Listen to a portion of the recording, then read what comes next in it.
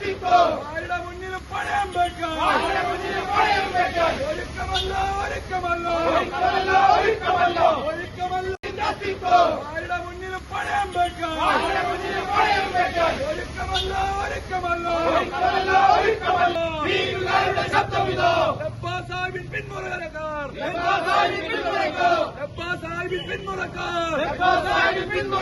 ഒരേ സ്വരത്തിൽ പറയുന്നു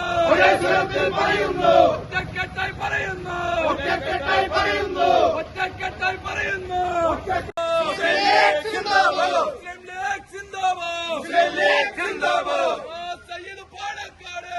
സയ്യിദ് പാണക്കാട് പോരാളികളാ പറയുന്നു ഏത് വലിയ തമ്പ്രാനാണ് ഏത് വലിയ നേതാവാണ്